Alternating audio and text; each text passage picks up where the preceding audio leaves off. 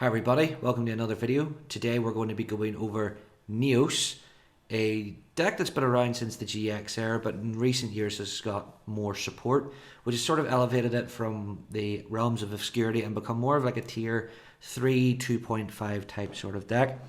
With more support coming out hopefully soon with the Ubel support that goes with this, I'm sort of hoping that this deck profile will be updated sooner rather than later.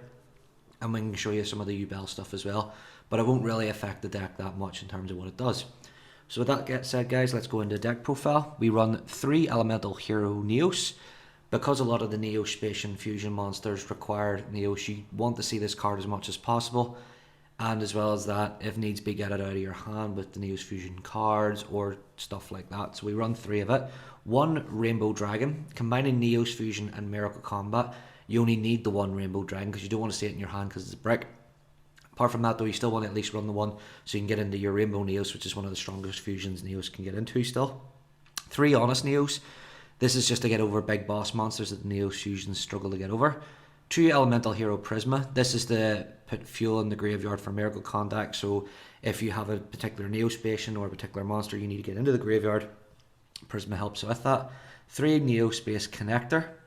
This helps with getting the particular Neo-Spacian out of the deck or Elemental Hero Neos out of the deck, and then you can also tribute it to get a Neo-Spacian out of the graveyard, so you can do Contact Fusion if you don't have the Miracle Contact in hand. Then we run the Predaplant engine. This is mainly for getting the Neos fusion that you might need to hand, and as well as that, it's an easy link to Indiverte and Anaconda, which as well as that gets another Neos fusion out. 2 Dark Panther and 2 Grand Mole. Both of these are to get into Nebula Neos, so you want to see these guys as much as possible, and because Nebula Neos is such a good Neos fusion in terms of the other ones, being able to draw and negate effects and then banish the whole field, you definitely want to see these guys in your graveyard or in your hand as soon as possible.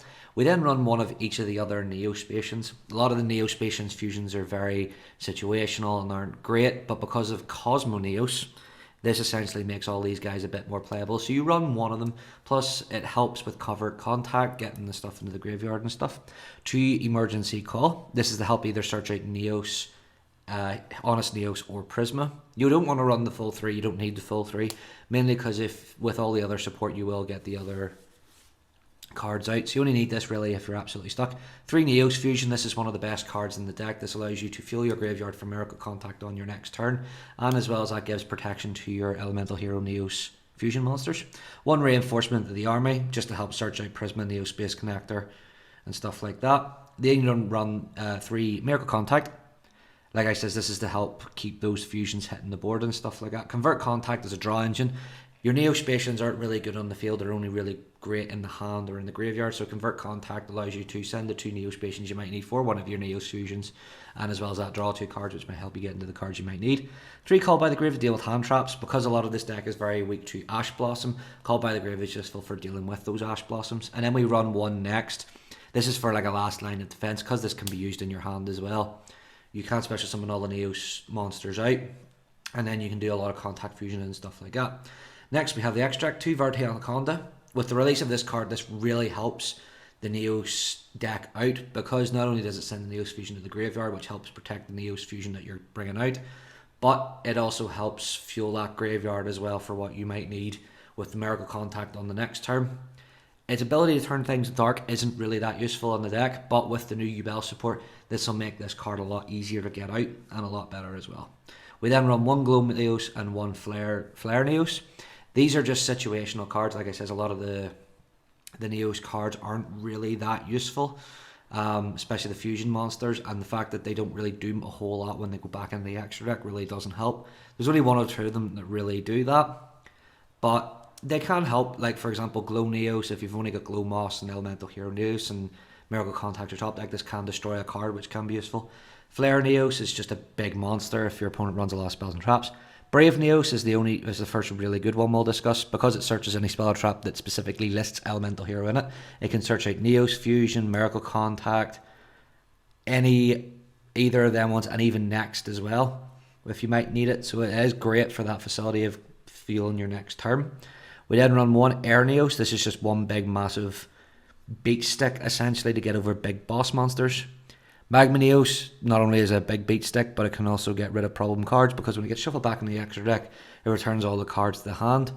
This is the one I would say you probably don't want to run the most of over a Nebula Neos and Cosmo Neos, but if you don't have access to the other materials, this is a good one as well to go into. Storm Neos shuffles all cards back into the field and deck, because Aqua Dolphin and Hummingbird are situational again. Like I said, it's not that great of a card. It does destroy all spells and traps in the field, which is really useful. However, the ability to shuffle all cards on the field into the deck is much more useful an ability. We then run 2 Nebula Neos. Not only does this card allow you to draw a card and negate an effect, but then when it shuffles back in the deck, banishes all cards in the field face down, permanently removing threats that might be a problem for you on the field. This is ones you definitely want to run 2 of, in comparison as well to Nebula Neos. In comparison to Nebula Neos, Cosmo Neos and Rainbow Neos are more sort of, when they're on the field, they do better. Nebula Neos is one of the few you actually want to get back into the extra deck for its banished field face down effect. We then run 2 Rainbow Neos, one of the best Neos in the extra deck, mainly because it can get rid of a lot of different threats. Either spells and traps, monsters, or the graveyard, depending on what you want to send. Overall, this is great removal that the deck needed, and it doesn't have to wait till the end phase. However, this is one of the only Neos that cannot be a target for honest Neos, so just remember that when you're attacking cards like Borosword and stuff like that this won't be able to get over Borosword, but it will be able to shuffle it back in the deck. Finally, we run 2 of the brand new Neos, Cosmo Neos. If it's special summoned, you can activate this effect. For the rest of this turn, your opponent cannot activate cards. Also, cards your opponent controls cannot activate their effects. This basically shuts your whole opponent down for the turn, and then when it goes back into the extra deck, it destroys all cards your opponent controls. So basically, not only does it stop them from doing anything, it gets rid of the board as well on the end phase. So if you're struggling to get over key pieces that the opponent needs, this will deal with it. But guys, that's the deck profile. Next up is the replays. I'll show you a couple of losses and a few wins. The deck's major strengths and weaknesses mainly come in the form that you're running so many different garnets in the form of the Neo-Spacians that you will see bricking quite a lot in this deck. I would say for anybody wanting to build this deck, don't run no more than 8 Neo-Spacian cards, apart from Convert Contact. Apart from Convert Contact, there's not a lot of support really for the Neo-Spacians. That's really good. As well as that, I wouldn't say, once the Ubel stuff comes out, I would say drop maybe 1 or 2 of the Neo-Spacians to put in the Ubel engine. And then if that's the case, take out the fusion monsters appropriated with them. Because the new Ubel stuff is so good in comparison, you can sort of afford to get rid of a couple of the Neo-Spacians in response to that. But with that said, like I said, next up's the replays. Please give a like and subscribe, and I'll see you guys in the next video.